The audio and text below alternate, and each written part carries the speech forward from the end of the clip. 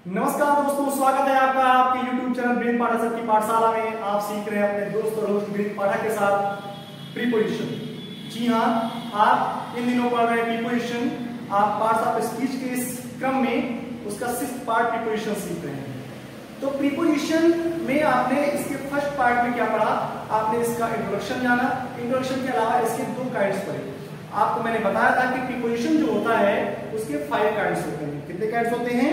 5 kinds होते हैं। और उन 5 काइंड्स में आपने शुरू के 2 काइंड्स पढ़े। इससे पहले की वीडियो में आपने पढ़ा सिंपल या जनरल प्रीपोजिशन, उसके अलावा आपने पढ़ा डबल प्रीपोजिशन। इस वीडियो में जो हम पढ़ने वाले हैं वो पढ़ने वाले हैं हम कंपाउंड प्रीपोजिशन के बारे में और पार्टिसिपल प्रीपोजिशन के बारे में। क्या होते हैं पार्टिसिपल प्रीपोजिशन और क्या होते हैं कंपाउंड प्रीपोजिशन, आज हम इस वीडियो में उनके बारे में जानेंगे।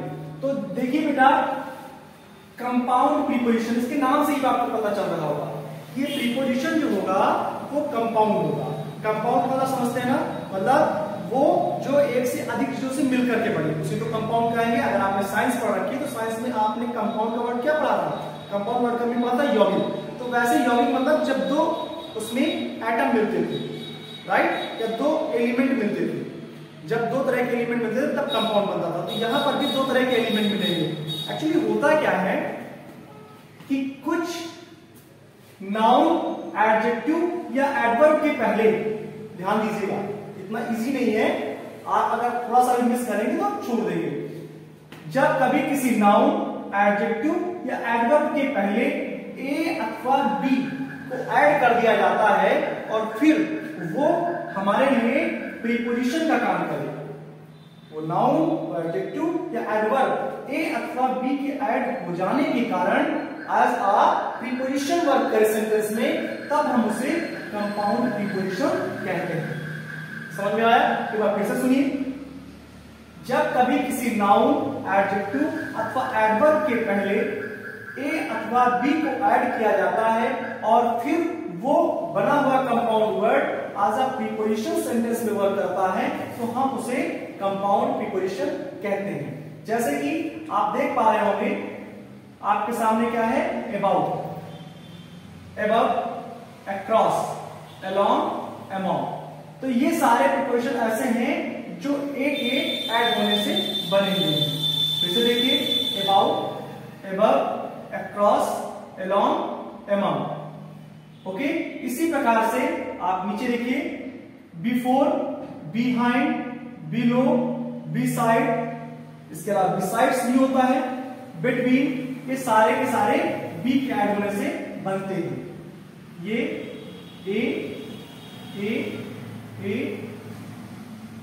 एक ऐड होने से बने हुए हैं, जबकि ये बेटा बी, ये बी के ऐड होने से बने हुए हैं।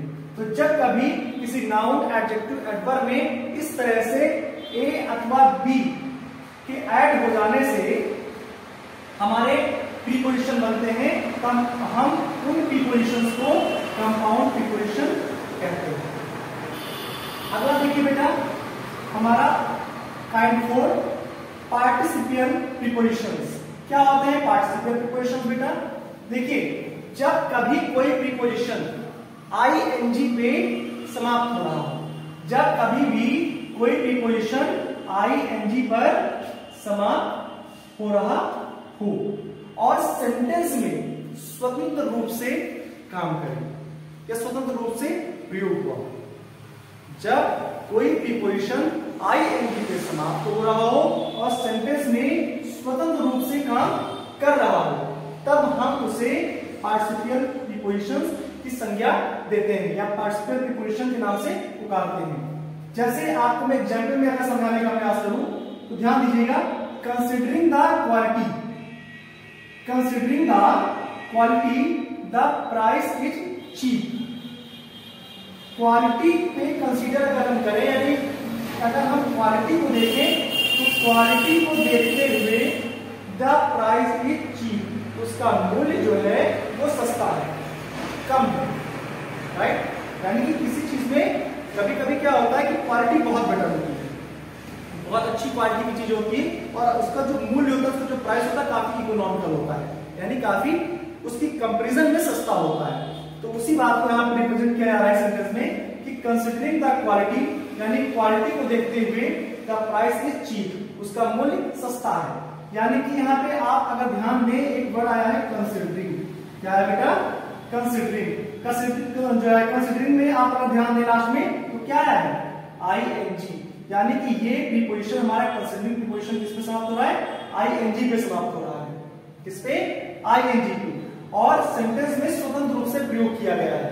तो जब कभी कोई प्रीपोजिशन आईएनजी पे समाप्त हो रहा हो और सेंटेंस में स्वतंत्र रूप से प्रयोग किया गया हो, तब हम उस प्रीपोजिशन को पार्टिसिपल प्रीपोजिशंस में इंक्लूड करते हैं, में शामिल करते हैं। इसी प्रकार से आप अगला प्रीपोजिशन देखिए, ड्यूरिंग। ड्यूरिंग किस पे समाप्त हो रहा है? आईएनजी पे। ड्यूरिंग किस पे समाप्त हो रहा है? आईएनजी पर। तो ड्यूरिंग हमारा क्या हो जाएगा बेटा? पार्टिसिपल प्रीपोजिशन हो जाएगा। क्यों? क्योंकि ड्यूरिंग आईएनजी पे समाप्त हो रहा है और सेंटेंस में स्वतंत्र रूप से प्रयोग हुआ है। चलिए देखते हैं क्या इसका। ड्यूरिंग द वार, यानी कि युद्ध के दौरान, एवरीथिंग वाज कॉस्टली, हर चीज महंगी थी। ड्यूरिंग द वार यानी कि युद्ध के दौरान एवरीथिंग वाज कॉस्टली, हर चीज महंगी थी या प्रत्येक चीज महंगी थी। तो ड्यूरिंग में हमारा आईएनजी पे ड्यूरिंग समाप्त हो रहा है, वो हमारा पार्टिसिपल प्रीपोजिशन होगा। राइट? मैं एक बार फिर से आपको रिवाइज करवा देता हूं। आपने प्रीपोजिशन में दो काइंड पढ़ रखे हैं। आपने जनरल या सिंपल प्रीपोजिशन पढ़ा, उसके अलावा आपने डबल प्रीपोजिशन पढ़ा। थर्ड काइंड आपका कंपाउंड प्रीपोजिशन, फोर्थ काइंड आपका पार्टिसिपल प्रीपोजिशन। कंपाउंड प्रीपोजिशन वो प्रीपोजिशन होते हैं कि जब कभी किसी नाउन, एडजेक्टिव अथवा एडवर्ब से पहले ए अथवा बी को ऐड कर दिया जाए और फिर वो बने नए वर्ड सेंटेंस में प्रीपोजिशन का काम करें, तो हम उन्हें कंपाउंड प्रीपोजिशन कहते हैं। जैसे कि एक ऐड करने से कुछ सेंटेंस कुछ वर्ड आपके सामने हैं, जैसे about, above, across, along, among, all are compound preposition. इसी प्रकार बी के ऐड करने से कुछ प्रीपोजिशन तैयार हुए, जैसे कि before, behind, below, beside, between. ये आपके कंपाउंड प्रीपोजिशंस हैं। इसी प्रकार से पार्टिसिपल प्रीपोजिशन में आपने जाना कि जब कभी कोई प्रीपोजिशन आईएनजी पे समाप्त हो रहा हो और सेंटेंस में स्वतंत्र रूप से काम कर रहा हो, तब हम उसे पार्टिसिपल प्रीपोजिशन कहते हैं। जैसे कि during, depending, regarding, considering, all are participle preposition. तो आप एग्जांपल के तौर पे देख सकते हैं, कंसिडरिंग द क्वालिटी, क्वालिटी को देखते हुए the price is cheap, price काफी सस्ता है। ड्यूरिंग द वार, युद्ध के दौरान, एवरीथिंग वाज कॉस्टली, हर चीज महंगी थी। तो इस तरह से आपको कंपाउंड प्रीपोजिशन और पार्टिसिपल प्रीपोजिशन अच्छे से समझ में आ गया होगा। तो आशा है कि आपको कंपाउंड प्रीपोजिशन और पार्टिसिपल प्रीपोजिशन के बारे में अच्छे से जानकारी हो गई होगी। अगर अभी भी कोई डाउट आपके मन में रह जाता है तो आप हमारे कमेंट बॉक्स में जाइए, आप उस कमेंट बॉक्स में जाकर के हमें बताइए कि सर हमें यहाँ पर चीजें डाउटफुल रह गई। नेक्स्ट वीडियो में मैं आपको वो चीजें जरूर क्लियर करूंगा। तो इसी प्रकार से हमारे साथ बेहतर तरीके से जुड़े रहने के लिए और सीखने के लिए अभी हमारे YouTube चैनल को सब्सक्राइब कर लीजिए और बेल आइकन दबाना बिल्कुल मत भूलिएगा, ताकि नेक्स्ट वीडियो का नोटिफिकेशन आपको इजीली आपके YouTube पे प्राप्त हो जाए और आप सबसे पहले इस वीडियो को देख सके और अच्छे से लर्न कर सके। एक गुजारिश आपसे मैं करूंगा कि आप इसे इंटरटेनमेंट के तौर पे न देखें, बल्कि एक सीरियस स्टूडेंट के तौर पे पढ़ें, क्योंकि अगर आपके पढ़ने की प्रवृत्ति डेवलप हुई, आपका पढ़ने का नेचर डेवलप हुआ, तो लाइफ में आप बहुत ग्रो करेंगे। और इसीलिए मैंने बेसिक पहले उठाया है, पार्ट्स ऑफ स्पीच उठाया है, ताकि मैं आपको बेहतर तरीके से कंप्लीटली इंग्लिश को सिखा सकूं।